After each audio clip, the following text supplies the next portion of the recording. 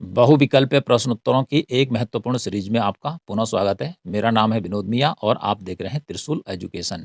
आज हमारी सीरीज का यह 27वां वीडियो है @MCQ सीरीज 27 इकोनॉमिक्स, जो कि हमने पीजीटी इकोनॉमिक्स भर्ती परीक्षा और सीयूईटी पीजी इकोनॉमिक्स प्रवेश परीक्षा के लिए तैयार किया है। इसके अलावा इकोनॉमिक्स से रिलेटेड जितने भी एग्जामिनेशन हैं, उनके लिए भी यह वीडियो या सीरीज पूरी की पूरी बहुत ही महत्वपूर्ण है।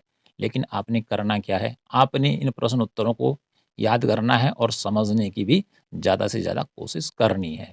और इसके अलावा आपने क्या करना है, आपने हमारे चैनल को सब्सक्राइब करना है और यदि यह वीडियो पसंद आता है तो लाइक और शेयर करना है। तो शुरू करते हैं अपनी सीरीज 27 MCQ।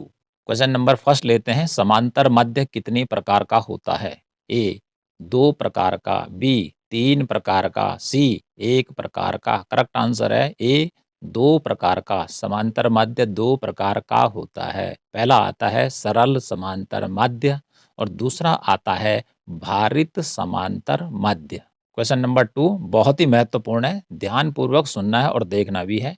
किसी श्रेणी के प्रत्येक मूल्य को समान भार देने की स्थिति में सरल व भारित समांतर माध्य कैसा होगा? ए दोनों अलग-अलग होंगे, बी दोनों बराबर होंगे, सी सरल समांतर माध्य अधिक होगा, डी उपरोक्त में कोई नहीं। करेक्ट आंसर है बी दोनों बराबर होंगे। इट मीन्स हुआ कि किसी श्रेणी के प्रत्येक मूल्य को यदि समान भार दे दिया जाता है, चाहे वो सरल समांतर माध्य है और चाहे वो भारित समांतर माध्य है, तो उसका जो उत्तर होगा वो क्या होगा? एक ही होगा। अर्थात यदि सरल समांतर माध्य का उत्तर यदि 30 आता है, तो ऐसी स्थिति में भारित समांतर माध्य का जो उत्तर होगा वो भी 30 आएगा। इसलिए दोनों कैसे हो जाएंगे? बराबर हो जाएंगे। तो थोड़ा इसको ध्यानपूर्वक देखना भी है और इसके बाद आपने इसको रिवीजन भी करना है। क्वेश्चन नंबर थर्ड लेते हैं, जब कई समूह का सामूहिक माध्य ज्ञात करना हो तो कौन सा माध्य उपयुक्त होगा? ए अवर्गीकृत माध्य, बी सरल समांतर माध्य, सी भारित समांतर माध्य, डी उपरोक्त में कोई नहीं। करेक्ट आंसर है सी भारित समांतर माध्य। जब कई समूह का सामूहिक मतलब एक साथ क्या करना है? माध्य ज्ञात करना है, तो ऐसी स्थिति में भारित समांतर माध्य का प्रयोग किया जाता है। कैसे बनते हैं समूह? कई समूह कैसे हो सकते हैं? उदाहरण के लिए माना कि पहला समूह हो गया फर्स्ट ग्रेड के ऑफिसरों का, दूसरा समूह हो गया सेकंड ग्रेड के ऑफिसरों का, तीसरा समूह हो गया थर्ड ग्रेड के ऑफिसरों का। अब इनके वेतन का क्या करना है? औसत निकालना है, तीनों का एक साथ। तो ऐसी स्थिति में भारित समांतर माध्य का प्रयोग किया जाएगा, जिससे कि जो उत्तर है वह अधिक से अधिक सटीक आए। क्वेश्चन नंबर फोर्थ लेते हैं, समांतर माध्य के संबंध में कौन सा कथन गलत है? हमने गलत कथन का चयन करना है नीचे दिए गए विकल्पों में से। ए इसका एक निश्चित मान होता है और सदा एक ही होता है, बी इसके द्वारा गुणात्मक मापन संभव नहीं है, सी इसको बिंदु रेखा के द्वारा ज्ञात नहीं किया जा सकता है, डी अति सीमांत मूल्यों का इस पर प्रभाव पड़ता है, ई इसका मान अवलोकन द्वारा निर्धारित हो सकता है। करेक्ट आंसर है ई इसका मान अवलोकन द्वारा ज्ञात नहीं किया जा सकता। अर्थात देखकर या किसी समग्र श्रेणी को देखकर, आंकड़ों को देखा और आपने पता लगा दिया कि इसका समांतर माध्य इतना होगा, तो ऐसा नहीं हो सकता है। तो ए पर क्या लिखा हुआ है? इसका निश्चित मान होता है और सदा एक ही होता है। जब औसत निकाला जाता है, समांतर माध्य को औसत के नाम से भी जाना जाता है, तो जितना औसत निकलता है वो एक निश्चित होता है और ऐसा नहीं कि वो बदलता रहेगा, वो हमेशा एक ही रहेगा। दूसरा है, इसके द्वारा गुणात्मक मापन संभव नहीं है। जैसे किसी व्यक्ति या बहुत सारे बच्चों की हमें क्या करनी है? बुद्धि उपलब्धता ज्ञात करनी, कितने बुद्धिमान हैं वह, तो समांतर माध्य के द्वारा उनके गुणात्मक मापन को नहीं मापा जा सकता है, अर्थात उनकी आईक्यू को नहीं माप सकते हैं। किसके द्वारा? समांतर माध्य के द्वारा। सी है, इसको बिंदु रेखा के द्वारा ज्ञात नहीं किया जा सकता है, अर्थात बिंदु रेखा के द्वारा हुआ, अर्थात रेखा चित्र के द्वारा इसको ज्ञात नहीं किया जा सकता है। डी है, अति सीमांत मूल्यों का इस पर प्रभाव पड़ता है। अति सीमांत मूल्य वह मूल्य होता है किसी समंक श्रेणी में कि जो सबसे बड़ा होता है। उदाहरण के लिए 4 व्यक्तियों की आय लेते हैं, एक व्यक्ति की आय है मात्र 1000 रुपया, दूसरे व्यक्ति की आय है 50,000 रुपया, तीसरे व्यक्ति की आय है 3 लाख रुपया और चौथे व्यक्ति की आय है 20 लाख रुपया। तो इसमें सबसे बड़ा जो मूल्य है वह 20 लाख रुपया है। अब इनका औसत निकालना है तो सबसे अधिक प्रभाव किसका पड़ेगा? जिसकी आय सबसे ज़्यादा है। तो ऐसी स्थिति में औसत जो ज़रूर आएगा, लेकिन औसत सही ढंग से इन चारों व्यक्तियों की आय का प्रतिनिधित्व नहीं कर पाएगा। इसलिए ए, बी, सी, डी ये तीनों को तीनों आपने याद करने हैं। समझा तो मैंने आपको दिए हैं, तो समझना भी है और याद भी करना है। क्वेश्चन नंबर 5 लेते हैं, किस माध्य पर चरम मूल्यों का प्रभाव नहीं पड़ता है? इससे पहले मैंने बताया था कि जो चरम मूल्य होता है, वो सबसे अधिक प्रभाव छोड़ने वाला होता है। चौथे क्वेश्चन में बताया था मैंने आपको अभी कि जिसकी आय सबसे ज़्यादा थी। तो यहाँ पर क्या पूछा जा रहा है, किस माध्य पर चरम मूल्यों का प्रभाव नहीं पड़ता है? अर्थात जो सबसे बड़ा मूल्य होता है, उसका प्रभाव नहीं पड़ता है पूरी समंक माला का जब भी औसत निकाला जाता है। ए समांतर माध्य, बी बहुलक, सी हरात्मक माध्य, डी माध्यिका। करेक्ट आंसर है डी माध्यिका पर चरम मूल्यों का प्रभाव नहीं पड़ता है। बहुत ही इंपॉर्टेंट क्वेश्चन है। क्वेश्चन नंबर 6 लेते हैं, बीज गणितीय विवेचन नहीं कर सकता है। कौन सा वह माध्य है जो बीज गणितीय विवेचना नहीं कर सकता है, बीज गणितीय तरीके से उत्तर नहीं निकाल सकता है? ए समांतर माध्य, बी हरात्मक माध्य, सी मध्यिका। करेक्ट आंसर है सी मध्यिका बीज गणितीय विवेचना नहीं कर सकता है। क्वेश्चन नंबर 7 है, गुणात्मक मापन के लिए सर्वोत्तम उपयुक्त माध्य है? ए समांतर माध्य, बी हरात्मक माध्य, सी मध्यिका। करेक्ट आंसर है सी मध्यिका। गुणात्मक मापन के लिए सर्वोत्तम जो माध्य है, जो सबसे ज़्यादा उपयुक्त होता है, वह होता है मध्यिका। अब गुणात्मक मापन में माना कि बहुत सारे बच्चों की आईक्यू निकालनी है, इंटेलिजेंट कोसेंट निकालनी है, वो कितने टैलेंट हैं या कितने मूर्ख हैं, तो उसके लिए मध्यिका का यूज़ किया जाता है। तो जो बुद्धि होती है, किसी की तेज होती है, तो किसी मध्यम दर्जे की होती है, तो किसी की बहुत कम होती है, तो यह क्या है? उनका गुण है। तो गुणात्मक मापन के लिए हमेशा किसका यूज़ किया जाता है? मध्यिका का यूज़ किया जाता है। क्वेश्चन नंबर 8 लेते हैं, बहुत ही खूबसूरत है। किसी आम के पेड़ पर लगे आमों का औसत निकालने के लिए उपयुक्त औसत होगा। आम का पेड़ है और उस पर आम लगे ढेर सारे, हो सकते हैं कि 1000 आम भी हो सकते हैं उस पे, उदाहरण के लिए। अब कोई आम क्या होगा, 100 ग्राम का होगा, कोई 250 ग्राम का होगा, तो कोई 50 ग्राम का होगा, कोई 70 ग्राम का होगा। तो इस प्रकार से इन आमों का एक औसत निकालना है कि औसत भार कितना होगा। तो इसका औसत निकालने के लिए किसका प्रयोग किया जाएगा? ए बहुलक का, बी हरात्मक माध्य का, सी मध्यिका का, डी समांतर माध्य का। करेक्ट आंसर है ए बहुलक, जिसे भूइष्टिक या मोड़ के नाम से जाना जाता है। तो करेक्ट आंसर कौन सा है? बहुलक। तो आम के पेड़ पर लगे आमों का औसत निकालना है या किसी भी पेड़ पे लगे फलों का औसत निकालना है, ठीक है, तो उसके लिए बहुलक का प्रयोग किया जाता है। क्वेश्चन नंबर 9 लेते हैं, खूबसूरत भी है और गोल्डन कलर का भी है। किसकी गणना में समूहीकरण विधि का इस्तेमाल किया जाता है? ए बहुलक, बी हरात्मक माध्य, सी मध्यिका, डी समांतर माध्य। करेक्ट आंसर है ए बहुलक। बहुलक की गणना करते समय क्या करते हैं? समूहीकरण विधि, जिसे इंग्लिश में क्या कहते हैं? ग्रुपिंग मेथड का इस्तेमाल किया जाता है। तो आपने याद करना है कि समूहीकरण और समूहीकरण को आपने इंग्लिश में भी याद रखना है ग्रुपिंग मेथड। तो हमारा करेक्ट आंसर कौन सा है? वो है बहुलक निकालने में समूहीकरण विधि का प्रयोग किया जाता है। क्वेश्चन नंबर 10 लेते हैं, चतुर्थक के बारे में सत्य कथन का चयन करें। तो चतुर्थक को समझते हैं, जिसे कि इंग्लिश में क्वार्टाइल के नाम से जाना जाता है। चतुर्थक का अर्थ होता है 1/4वां भाग, चौथा भाग।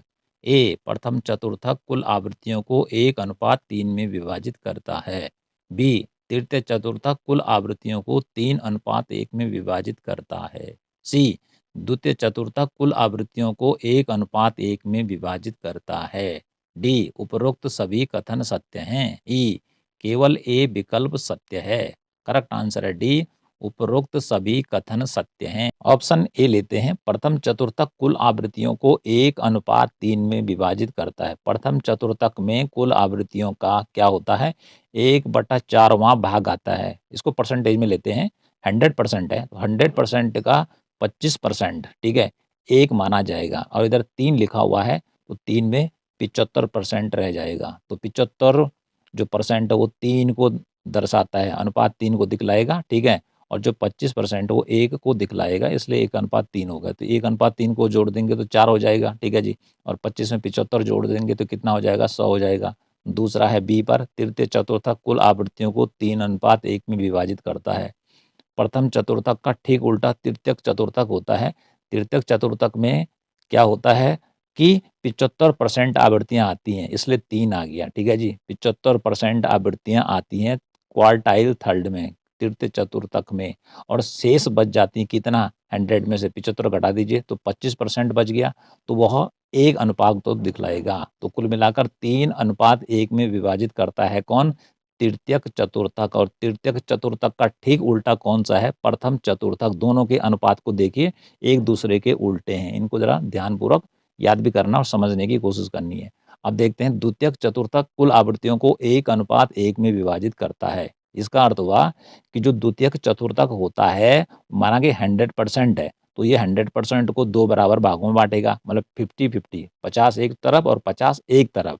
तो दोनों का अनुपात कितना बनेगा, 1:1 बनेगा। तो द्वितीयक चतुर्थक कुल आवृत्तियों को कितने भागों में विभाजित करता है अनुपात की दृष्टि से, 1:1 में, या 50-50, 2 बराबर भागों में बांटने का काम करता है। क्वेश्चन नंबर 11 लेते हैं। बहुत ही प्रसिद्ध कहावत है सांख्यिकी के अंदर, लेखा ज्यों का त्यों कुनबा डूबा क्यों।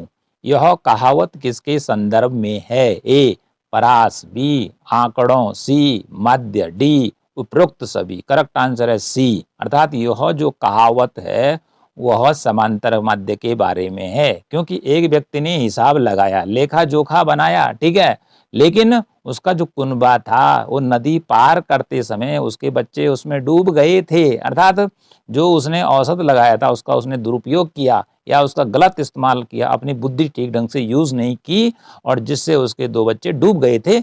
इसलिए कहा गया लेखा ज्यों का त्यों, अर्थात जो हिसाब उसने लगाया था वह धरा का धरा रह गया, और कुनबा डूबा क्यों, और उसका परिवार क्यों डूबा, इसको उदाहरण के द्वारा समझते हैं। एक व्यक्ति के परिवार में 4 मेंबर थे उसके सहित, ए वो स्वयं था, बी उसकी पत्नी थी, सी उसका बच्चा था, डी अगला उसका बच्चा था। प्रत्येक की हाइट यहाँ पर दे रखी है, एक की 5 फीट, दूसरे की 4.5 फीट, बच्चों की 2.5 फीट, डी की 3.5 फीट। चारों को उसने जोड़ा, सबकी हाइट निकली 15.5 फीट। अब उसने क्या किया, 15.5 में अपने परिवार के चारों सदस्यों का भाग दिया, और उसका आंसर या औसत, या जिसको समांतर माध्य भी कहते हैं, वो निकला 3.87 फीट। कुल मिलाकर इतनी उसके परिवार के चारों सदस्यों की हाइट निकली औसत रूप से। अब उसने देखा कि नदी की जो औसत गहराई थी, जो उसने पढ़ा था या जो उसका अनुमान था, वो थी 3.5 फीट मात्र। तो उसने देखा कि नदी की जो गहराई है वह कम है, जबकि हमारे सभी सदस्यों की जो औसत ऊंचाई है वह 3.87 फीट है, अर्थात 3.5 फीट से ज़्यादा है। तो हम आसानी से नदी को पार कर लेंगे। तो वह अपने परिवार के सदस्यों के साथ नदी को पार करने निकला, लेकिन नदी की जो गहराई थी वो बीच में ज़्यादा थी। ओके जी, वह ज़्यादा थी, जिस कारण से उसके 2 बच्चे, जिनकी जो हाइट थी 2.5 और एक की थी 3.5, वह डूब गए। ओके, और जो क्या थे, वो था, और उसकी पत्नी थी, वो बच निकले थे। अब यहाँ पर उसने जो अनुमान लगाया था, जो औसत निकाला था उसने, और जो उसने नदी की औसत गहराई सुनी थी, इन दोनों में जो था उसका डिफरेंस समझ में नहीं आया था। वो नहीं समझा था कि नदी की गहराई अलग अलग जगहों पर अलग अलग होती है। तो यहाँ पर उसने क्या किया, अपने लेखा जोखा जो उसने अनुमान लगाया था उसका दुरुपयोग किया, अर्थात उसने अपनी सही बुद्धि का इस्तेमाल नहीं किया, और जिससे उसका परिवार डूब गया। इसीलिए कहावत पड़ गई, लेखा ज्यों का त्यों कुनबा डूबा क्यों। तो जो हमने यहाँ पर हाइट दे रखी है या जो नदी की औसत गहराई बतला रखी है, यह एक काल्पनिक उदाहरण है समझाने के लिए, लेकिन इस कहावत को आप याद जरूर कर लेंगे। क्वेश्चन 12 लेते हैं। अपकिरण का तात्पर्य है। इसका अर्थ हुआ कि अपकिरण किसे कहते हैं। ए, किसी पद श्रेणी का विस्तार। बी, विचलनों का मध्य। सी, मध्य सीमा में पड़ने वाला औसत। डी, बी और सी दोनों विकल्प सही हैं। करेक्ट आंसर है डी, बी और सी दोनों विकल्प सही हैं। इसका अर्थ हुआ कि किसी पद श्रेणी का सीमा विस्तार या विचलनों का जो मध्य होता है उसे अपकिरण कहते हैं, या पदों के विचरण की माप को भी अपकिरण के नाम से जाना जाता है। क्वेश्चन नंबर 13 है। पदों की सीमा विस्तार का ज्ञान किससे होता है। ए, माध्यिका। बी, समांतर मध्य। सी, गुणोत्तर मध्य। डी, अपकिरण। करेक्ट आंसर है डी, अपकिरण।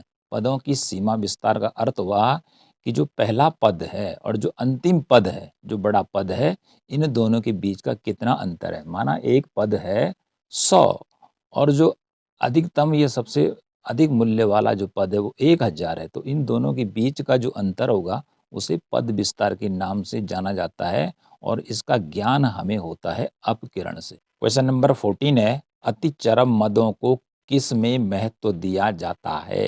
यदि कोई अति चरम मद है, यानी कि बहुत बड़ा उसका मान है और उसके नीचे बहुत छोटे छोटे मान वाली संख्याएं हैं, तो ऐसी स्थिति में चरम मदों को किस में महत्व दिया जाएगा। ए, मध्यिका। बी, समांतर मध्य। सी, गुणोत्तर मध्य। डी, परमाप विचलन। करेक्ट आंसर है परमाप विचलन, जिसे मानक विचलन या जिसे इंग्लिश में स्टैंडर्ड डिविएशन के नाम से भी जाना जाता है।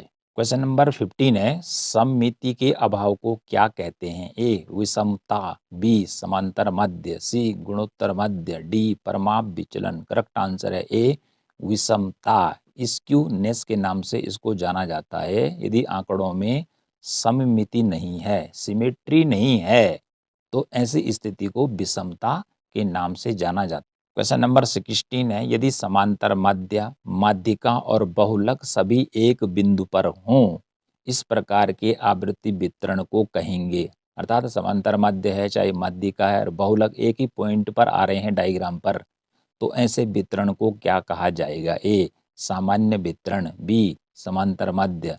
सी, गुणोत्तर मध्य। डी, परमाप विचलन। करेक्ट आंसर है ए, सामान्य वितरण। इसको अब हम डायग्राम की मदद से समझने की कोशिश करेंगे। इस डायग्राम पे नजर डालना है। जो नीचे की लाल लाइन है इस पर दिखा रखा है सामान्य वितरण, और जो हमारी पीली लाइन ऊपर की तरफ खींची है, ये दोनों भागों को आवृत्ति वितरण के बराबर भागों में बांटने का काम कर रहा है, जिसके ऊपर टी लिखा हुआ है। तो यदि हम टी के दाईं ओर देखें और चाहे बाईं ओर देखें, तो आंकड़ों का जो वितरण है वो बराबर है। यहाँ पर जो है एक्स बार जो कि समांतर माध्य का प्रतीक है, एम जो है मीडियन या माध्यिका का प्रतीक है, जेड जो है वह बहुलक का प्रतीक है। तो यहाँ पर तीनों के तीनों क्या हैं, बराबर हैं। इट मीन्स वह यहाँ पर समांतर मध्य बराबर मध्यिका बराबर बहुलक। तो इस प्रकार से यदि तीनों एक ही बिंदु पर अर्थात टी बिंदु पर क्या है, तीनों बराबर हो जाते हैं, तो ऐसी स्थिति कहलाती है सामान्य वितरण की। और जो ऊपर का डायग्राम बन रखा है हमारा, वो बेल शेप्ड का बन जाता है, जैसे घंटी होती है। अर्थात टी के बाईं तरफ भी और टी के बाईं तरफ भी दोनों तरफ झुका हुआ है और बीच में जो भाग है उठा हुआ है। ओके, तो इस प्रकार से यदि एक ही पॉइंट पर यानी कि टी पॉइंट पर जो हमारा समांतर मध्य है एक्स बार, एम जो है मीडियन है, और जो हमारा जेड है बहुलक, तीनों बराबर हैं, इस प्रकार की स्थिति सामान्य वितरण होती है। और यह जो वक्र बना है ये सामान्य वितरण का वक्र है। क्वेश्चन नंबर 17 लेते हैं, बहुत ही महत्वपूर्ण है। X bar greater than M, M greater than Z हो तो क्या कहा जाएगा। ए, अनुलोम विषमता। बी, धनात्मक विषमता। सी, ऋणात्मक विषमता। डी, ए और बी विकल्प सही हैं। करेक्ट आंसर है डी।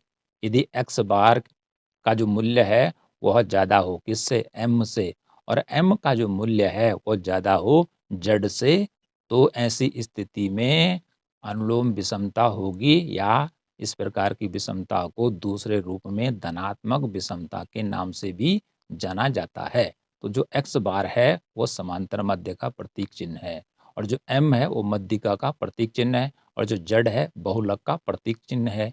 तो इन तीनों में बड़ा कौन है? किसकी वैल्यू ज़्यादा है? तो एक्स बार की वैल्यू अर्थात समांतर माध्य की वैल्यू ज़्यादा है और उसके बाद ज़्यादा वैल्यू एम की है दूसरे नंबर पर और सबसे ज़्यादा कम जो वैल्यू है, वह किसकी है? जेड की है। तो इस प्रकार की यदि कोई स्थिति बनती है, तो वह अनुलोम विषमता या धनात्मक विषमता के रूप में जानी जाती है। अब हम इसको एक डायग्राम के थ्रू समझने की कोशिश करते हैं। धनात्मक विषमता को इस डायग्राम के थ्रू समझने की कोशिश करते हैं। जो हमारी रेड लाइन है वो हमारा एक्स अक्ष है और जो हमारी हरी लाइन है या जो वक्र है या कर्व है, वह धनात्मक विषमता को बतला रहा है। तो जो पूरी की पूरी जो हरी लाइन है उसको हमने 2 भागों में डिवाइड कर रखा है। एक हमने लिखा है राइट या दाईं ओर का, ठीक है जी, और एक है लेफ्ट, वह बाईं ओर का है। तो दाईं ओर देखें हम, तो जो लंबा वाला जो हरा वक्र है, ठीक है, उसका आकार ज़्यादा है, अर्थात वो लंबा है, उसका झुकाव ज़्यादा है या उसकी पूँछ क्या है, ज़्यादा है या उसका जो सिरा है सबसे ज़्यादा है। जबकि बाईं तरफ का जो भाग है हरी लाइन का, वह क्या है, कम है। तो यदि कोई भी डायग्राम ऐसा आपको दिखाई देता है और उसमें लिखा हो x ग्रेटर देन m और m ग्रेटर देन z, तो ऐसी स्थिति धनात्मक विषमता की होगी। ओके जी। और वक्र का अधिकांश जो भाग है वो झुका होगा राइट या दाईं ओर और कम भाग होगा लेफ्ट की ओर।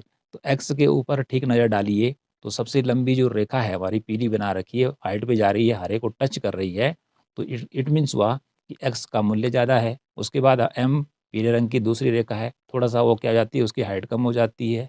इसका मतलब इसका मूल्य थोड़ा और कम है और तीसरे नंबर पर हमारी पीली लाइन है z के ठीक ऊपर, इसका मूल्य सबसे कम है। तो इसमें धनात्मक विषमता के अंदर जो कर्व है हरा रंग का, उसका झुकाव किस तरफ ज़्यादा है? राइट की ओर है। तो अधिकांश अधिकांश जो भाग है वो राइट तरफ पड़ रहा है, दाईं ओर पड़ रहा है, तो ये धनात्मक विषमता को दिखलाएगा। इसको उदाहरण के द्वारा समझते हैं। माना कि लेफ्ट तरफ और राइट तरफ को कैसे समझ सकते हैं?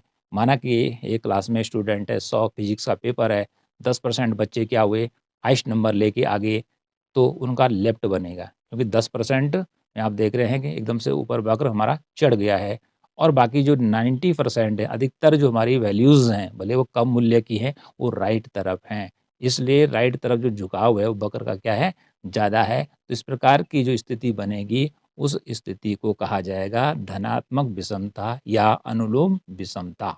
धनात्मक विषमता का ठीक उल्टा होता है ऋणात्मक विषमता। यहाँ पर आप डायग्राम देखेंगे, पहला वाला और दूसरा एकदम से उल्टा है। जो यहाँ पर हमारी जो हरी लाइन बना रखी, हरा जो कर्व है, उसका भाग देख रहे होंगे आप, किस तरफ ज़्यादा झुका हुआ है, किस तरफ ज़्यादा लंबा है और किस तरफ कम है। तो राइट तरफ या दाईं तरफ देख रहे हैं हम, वक्र हरा का जो भाग है वो कम है, जबकि लेफ्ट की तरफ क्या है? ज़्यादा झुका हुआ है, ज़्यादा लंबा है, इसकी पूँछ ज़्यादा लंबी है, लेफ्ट तरफ या बाईं ओर। तो जब भी वक्र का बायाँ भाग लंबा होगा और यहाँ पर मूल्य भले कम होंगे, लेकिन ज़्यादा झुकाव इस तरफ रहता है, तो इस प्रकार की विषमता कहलाती है ऋणात्मक विषमता। तो यहाँ पर देखेंगे नीचे लिखा हुआ है जेड, तो सबसे लंबी लाइन किसकी है? जेड की है। इट मीन्स हुआ जेड का मूल्य ज़्यादा है। उसके बाद एम, थोड़ा पीली रंग की लाइन कम है, तो इसका मतलब एम की वैल्यू थोड़ा कम है और सबसे छोटा कौन-सा है? एक्स बार है। तो दोनों रेखा चित्रों में आप देखेंगे जो एक्स बार है या जो समांतर माध्य है, वह बाईं ओर है। तो इस प्रकार का जो डायग्राम है, जिसमें बाईं ओर जो हमारा कर्व है या वक्र है, उसका झुकाव यदि ज़्यादा होता है, तो वह ऋणात्मक विषमता के नाम से जाना जाएगा। तो इस प्रकार से डायग्राम के थ्रू भी हमने धनात्मक और ऋणात्मक विषमता को जानने की कोशिश की है। तो आप रेखा चित्र को 1-2 बार देख लेंगे या बना लेंगे, तो आसानी से आपकी समझ में आ जाएगा। क्वेश्चन नंबर 18 है, बहुत ही महत्वपूर्ण है, याद करने लायक है। विषमता एक ऐसी संख्यात्मक माप है जो समंक श्रेणी की असममितता को प्रकट करती है। बी, अपकिरण से समूह की बनावट का ज्ञान होता है, जबकि विषमता से समूह के स्वरूप का ज्ञान होता है। सी, अपकिरण की माप द्विघातीय माध्यों पर आधारित है, जबकि विषमता की माप प्रथम घातीय माध्यों पर आधारित है। डी, उपरोक्त सभी विकल्प सही हैं। करेक्ट आंसर है डी, ए बी सी। ये तीनों के तीनों जो विकल्प हैं, आपने इनको एकदम से क्या करना है, रट कर देना है, एकदम अमृत की तरह पी जाना है। पहला क्या कह रहा है ए पर, विषमता एक संख्यात्मक माप है, अर्थात ऐसी गणना संख्या में होती है जो समंक श्रेणी की असममितता को प्रकट करती है, अर्थात समानता को प्रकट नहीं करती है। यदि समंक क्या हो, एकदम से समान हो, उनका आवृत्ति वितरण एकदम समान हो तो समवितरण होगा, तब उसको विषमता क्यों कहेंगे? तो विषमता एक संख्यात्मक माप है जो समंक श्रेणी की असमानता को या असिमेट्री को प्रकट करती है। दूसरा है, अपकिरण से समूह की बनावट का ज्ञान होता है, क्योंकि अपकिरण के अंदर भी आंकड़े होंगे तो उसे बनावट का पता चलता है। जबकि जो विषमता है उससे समूह के स्वरूप का पता चलता है कि इनमें कितनी समता और कितनी विषमता है। अगला है, अपकिरण की माप द्विघातीय माध्यों पर आधारित है। कितने घातीय? द्वि। और जबकि विषमता की जो माप है वो प्रथम घातीय माध्यों पर आधारित है। इसलिए ए बी सी ये तीनों के तीनों आपने याद करने हैं, इसलिए हमारा करेक्ट आंसर है डी। क्वेश्चन नंबर 19 बहुत ही महत्वपूर्ण है। पृथु शीर्षत्व या ककुदता, या जिसे इंग्लिश में कर्टोसिस कहते हैं, का क्या आशय है? पृथु शीर्षत्व या ककुदता एक दूसरे के पर्यायवाची हैं। पृथु शीर्षत्व या ककुदता, ककुदता को आप पृथु शीर्षत्व भी कह सकते हैं या ककुदता भी कह सकते हैं, और इंग्लिश में इसको क्या कहेंगे, कर्टोसिस के नाम से जाना जाएगा। तो क्या परिभाषा है इसकी? ए, किसी बारंबारता वक्र के शीर्ष के नुकीलेपन या चपटेपन को पृथु शीर्षत्व कहते हैं या ककुदता कहते हैं। बी, पृथु शीर्षत्व का नोकदार या चपटेपन से कोई संबंध नहीं है। सी, किसी बारंबारता आवृत्ति की चरम स्थिति पृथु शीर्षत्व कहलाती है। डी, उपरोक्त सभी विकल्प सही हैं। करेक्ट आंसर है ए, किसी बारंबारता वक्र के शीर्ष, शीर्ष मीन्स क्या होता है, ऊपर का सिर यदि नुकीला हो या चपटापन हो, मतलब दोनों चीजें हो सकती है, नुकीलेपन भी में आ सकता है या उसका चपटेपन में भी स्थिति हो सकती है। तो यदि कोई बारंबारता वक्र इस प्रकार का बनता है तो उसको पृथु शीर्षत्व या ककुदता या कर्टोसिस कहते हैं। क्वेश्चन नंबर 20 लेते हैं। यदि केंद्र में बारंबारताओं का जमाव सघन हो तो कहलाएगा। यदि केंद्र में क्या ज्यादा हो, बारंबारता अंक बहुत ज्यादा बीच में आ रहे हैं, किनारों पे कम हैं, तो उसको क्या कहा जाएगा? ए, चरपट ककुदी। बी, मध्य ककुदी। सी, कूट ककुदी। डी, उपरोक्त सभी विकल्प सही हैं। करेक्ट आंसर है सी, कूट ककुदी। तो कूट ककुदी किसे कहेंगे? यदि केंद्र में बारंबारताओं का जमाव सघन है या बहुत ज्यादा बारंबारताएं सेंटर में आ रही हैं, किसमें? ककुदता में या पृथु शीर्षत्व में आ रही हैं, तो ऐसी स्थिति को कहा जाएगा कूट ककुदी। तो ये प्रश्न भी किससे संबंधित है? कर्टोसिस से संबंधित है। क्वेश्चन नंबर 21 है, चपटे शीर्ष वाले वक्र की तुलना प्लेटिपस से किसने की है? यह क्वेश्चन भी कर्टोसिस या पृथु शीर्षत्व से ही संबंधित है। चपटे शीर्ष वाले अर्थात जिस वक्र का शीर्ष क्या हो, चपटा हो, फ्लैट हो, तो उसकी तुलना किससे की गई है? प्लेटिपस एक जानवर होता है उससे की है, लेकिन किसने की है उसका नाम बताना है। नीचे है ए, विलियम एस गोस्ट और कोष्टक में लिखा हुआ है student. B, Karl Pearson. C, Bowley. D, उपरोक्त में कोई नहीं। करेक्ट आंसर है ए, विलियम एस गोसट, जिसका की उपनाम है स्टूडेंट और वो स्टूडेंट के नाम से ज्यादा प्रसिद्ध है। उसने क्या कहा? कर्टोसिस या पृथु शीर्षत्व का जो चपटा आकार होता है उसकी तुलना उसने प्लेटिपस जानवर से की है। तो इन दोनों चीजों को आपने याद करना है। क्वेश्चन नंबर 22 लेते हैं। चपटे के बाद आता नुकीले शीर्ष वाले वक्र की तुलना कंगारू से किसने की है? यदि कंगारू को खड़े करके देखेंगे आप, दो कंगारू यदि आमने सामने खड़े कर दिए जाएं तो उनके ऊपर के जो सिर होंगे वो नुकीले जैसे हो जाते हैं।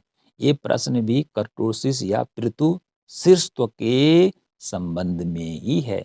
तो किसने तुलना की है इसकी कंगारू से, नुकीले शीर्ष वाले बकर की? ए विलियम एस गोसट, स्टूडेंट कोष्टक में लिखा हुआ है। B Karl Pearson, C Bowley, D उपरोक्त में कोई नहीं। करेक्ट आंसर है ए विलियम एस गोसट, जो कि स्टूडेंट के नाम से ज़्यादा प्रसिद्ध है। तो नुकीले शीर्ष वाले और चपटे सिर वाले की तुलना जो है वह दोनों के दोनों जो विकल्प हैं, यदि नुकीले सिर वाला है तो कंगारू का होगा, यदि चपटा सिर वाला है तो वह प्लेटिपस का होगा। तो इसकी तुलना जो की है वह विलियम एस गोसट ने की है, जो कि स्टूडेंट उपनाम से ज़्यादा प्रसिद्ध है। क्वेश्चन नंबर 23 में हम पृथु शीर्षत्व या कर्टोसिस को इस डायग्राम के माध्यम से समझेंगे। किस प्रकार से आवृत्तियों का बीच में या केंद्र में सघन होना होता है, जिससे क्या होता है कि जो 3 वक्र हमने यहाँ पर बना रखे हैं वह बीच में नुकीले जैसे हो जाते हैं। तो सबसे पहले हमारे जो नीचे की लाइन खींची हुई पीले रंग की, ये एक्स अक्ष की है। तो सबसे पहले हम नज़र डालते हैं कि चपटे पृथु शीर्षत्व या कर्टोसिस वक्र पर, जो कि हमारा किस रंग का बना रखा है? यो हमारा बना रखा है सैफ्रॉन कलर का। तो नीचे वाला वक्र देखिए कम फ्लैट है, तो इस प्रकार का जो वक्र है बीच में कम उठा हुआ है, तो इसको बोलेंगे चरपट ककूदी। क्या बोलेंगे इसको? चरपट ककूदी।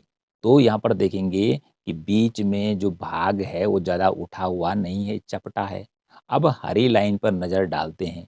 हरी लाइन का बीच वाला भाग देखिए आप, चरपट ककूदी की तुलना में ज़्यादा उठा हुआ है, अर्थात बीच में जो है वो आवृत्तियों का जमावड़ा ज़्यादा है, अर्थात ज़्यादा अंक बीच में ज़्यादा है, किनारों पे कम है। जब अंक ज़्यादा होंगे तो उसकी हाइट क्या होगी? बढ़ेगी। तो जो हरी वाली लाइन का बीच वाला भाग है उसे बोलेंगे मध्य ककूदी। ठीक है जी। और तीसरी जो पीली लाइन है और टॉप में सबसे ऊंचा, अर्थात बीच में उसी का सिर सबसे ज्यादा नुकीला है, उसे कहेंगे कूट ककूदी। क्या बोलेंगे उसको? कूट ककूदी। तो इस प्रकार से पृथु शीर्षत्व या कर्टोसिस की 3 स्थितियां हो सकती हैं। यदि जो बीच में आवृत्तियां बहुत ज्यादा हैं और सिरा बहुत ही नुकीला बन जाता है, तो उसे कूट ककूदी कहेंगे। ठीक है जी, पीले रंग का है।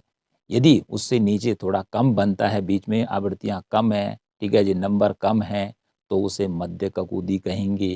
ठीक है। और यदि बहुत कम आवृत्तियां बीच में आती हैं, केंद्र में आती हैं, तो उसका भाग चपटा हो जाएगा। ठीक है, उसे कहेंगे चरपट ककूदी। तो इस प्रकार से डायग्राम में आप देख सकते हैं कि बीच का जो भाग है सबसे ज़्यादा ऊंचा कौन है? कूट ककूदी का है, वो पीले रंग का है। बीच में सबसे ऊंचा भाग दूसरे नंबर पर किसका है? वह है मध्य ककूदी। ओके जी। और सबसे नीचे जो है वो किसका भाग है? जो फ्लैट जैसा है, चरपट ककूदी। तो इस प्रकार से हम देखते हैं कि जो पृथु शीर्षत्व या कर्टोसिस या ककूदी होता है, इसमें आवृत्तियों का जो जमावड़ा होता है वो बीच में होता है। इसको उदाहरण के द्वारा समझते हैं। जैसे शेयर बाजार है, तो शेयर बाजार क्या होता है? सीधे ऊपर चढ़ता है, ठीक है जी। और एकदम से फिर क्या होता है? यदि मंदी आ जाती है तो फिर धड़ाम से नीचे गिरता है। तो इस प्रकार 2 स्थितियां हो सकती हैं कि एक बार ऊपर चढ़ता है और बहुत ही जल्दी से नीचे भी गिर जाता है। यदि हम पीली लाइन पर नजर डालें कि सुबह शेयर बाजार खुला, लेकिन पता चला कि अमेरिका में कुछ ब्याज दरों में परिवर्तन हो गया, तो उसी के साथ शेयर बाजार धड़ाम से नीचे भी गिर सकता है। तो इस प्रकार की स्थिति पृथु शीर्षत्व के अंतर्गत या कर्टोसिस में आती है। तो इस प्रकार से आज हमने आपको 23 क्वेश्चन आंसर रेखा चित्र के द्वारा बहुत ही बारीकी से समझाने की कोशिश की है। ये प्रश्न बहुत इम्पोर्टेंट हैं। इसके अलावा हमने सांख्यिकी विषय के प्रश्न उत्तर 15 वीडियो जो कि पीजीटी इकोनॉमिक्स और सीयूटी यूजी के लिए बनाए थे, इकोनॉमिक्स के एनसीईआरटी बुक पर आधारित हैं। सांख्यिकी के उन प्रश्नों को आप जरूर देखें, वो प्रश्न परीक्षा में जरूर पूछे जाते हैं। इनके अलावा ये तो आपने याद करने ही हैं, बल्कि उनको भी याद करना है, क्योंकि उन प्रश्नों को हमने इस वीडियो में शामिल नहीं किया है, इसलिए आप उनको देख लेंगे। तो आपने क्या करना है? इनको समझना है। ठीक है, समझने के बाद इनको याद करने की कोशिश करनी है। इनको कॉपी पर लिखना है, तो निश्चित ही आपको याद हो जाएँगे और फिर जो परीक्षा आप देने जा रहे हैं, उसमें आप शत प्रतिशत क्या होंगे, सफल होंगे। इसके अलावा आपने क्या करना है, सामने हमारी जो आईडी दे रखी है, आपने उस आईडी या इन सभी आईडियों पर आप हमें फॉलो कर सकते हैं। यदि आपका कोई मैसेज हमसे रिलेटेड है, तो आप सीधे मैसेज हमको सेंड कर सकते हैं। इसी के साथ आज की सीरीज़ हमारी यहीं पर समाप्त होती है।